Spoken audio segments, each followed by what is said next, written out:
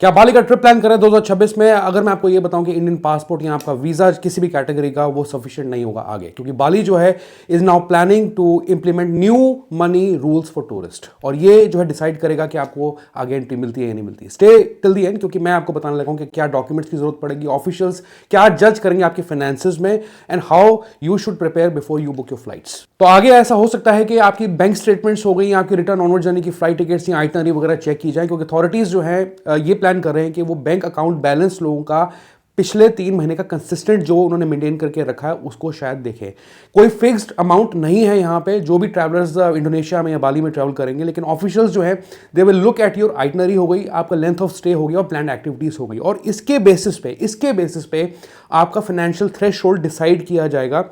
That you must meet in the future. तो अभी इसके ऊपर कोई फाइनल ड्राफ्ट नहीं आया, this is being drafted, this is in talks right now, और अगर इसके बारे में कोई चेंज आता तो मैं आपको जल्दी से जल्दी बताऊंगा। तो you may have to show bank statements हो गई या रिटर्न टिकट्स हो गई, आइटनरी की डिटेल्स हो गई, जब भी आपको वीजा ग्रांट किया जाएगा, चाहे वो वीजा ऑन अराइवल हो, चाहे वो ई वीजा ऑन अराइवल हो या किसी और कैटेगरी का वीजा हो। डियर फ्रेंड्स, आगे बढ़ने से पहले मेरी आपसे एक रिक्वेस्ट है कि मेरी कोशिश ये रहती है कि मैं आपको टाइमली अपडेट्स दूं और विद 95% ऑफ एक्यूरेसी के हिसाब से आपको अपडेट्स दूं। 100% तो नहीं हो सकता, लेकिन मैं ये देख रहा हूं कि ये 79% जो लोग हैं वो वीडियोस जरूर देखते हैं लेकिन सब्सक्राइब नहीं करते। On the other hand 21% subscribers ही हैं जो वीडियोस बार बार देखते हैं। तो मैं आपसे रिक्वेस्ट करता हूं कि मेरे चैनल को सब्सक्राइब करें, तो इससे हमारा मोटिवेशन बनता है। It's all free of cost, और जो इन्फॉर्मेशन मैं भी आपको देता हूँ वो भी फ्री है। तो इसलिए प्लीज़ आपसे रिक्वेस्ट करता हूँ हम्बल कि आप सब्सक्राइब जरूर करें चैनल को। अब मैं आपको ये चीज़ क्लियर कर दूं कि यहाँ पे अभी कोई पूरी क्लैरिटी तो नहीं है इसको लेके, लेकिन जो अकॉर्डिंग टू द रिपोर्ट्स ये पता लग रहा है कि वीज़ा प्रोसेसिंग जब भी आपकी एयरपोर्ट पे होगी, आपको एंट्री देने से पहले ये चीज़ें चेक की जा सकती हैं।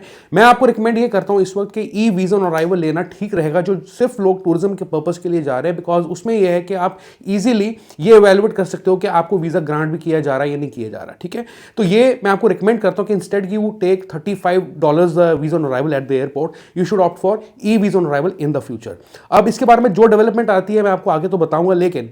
सडनली ये जो रूल्स हैं इतने टाइट यूं करने की सोच रहे हैं लोगों के लिए, क्योंकि अभी लास्ट ईयर जो है कम से कम लगभग कुछ 7 मिलियन इंटरनेशनल अराइवल्स थे इंडोनेशिया के अंदर सिर्फ, और इसकी वजह से क्या है कि ओवर क्राउडिंग या ओवर टूरिज्म कह लीजिए, ट्रैफिक क्योस, प्रेशर हो गया इनके इंफ्रास्ट्रक्चर पे जो लोग क्लेम कर रहे हैं, एनवायरमेंटल कंसर्न्स हैं इनके कुछ बाली के। तो इन सभी चीज़ों को सामने रखते हुए they want to attract quality tourist और क्वालिटी टूरिज्म, जिसकी वजह से ये एक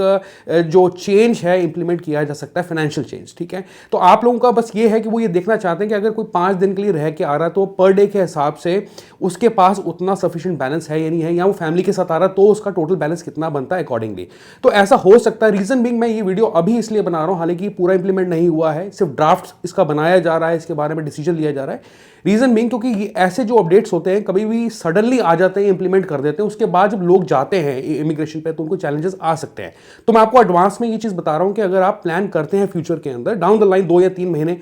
के बाद,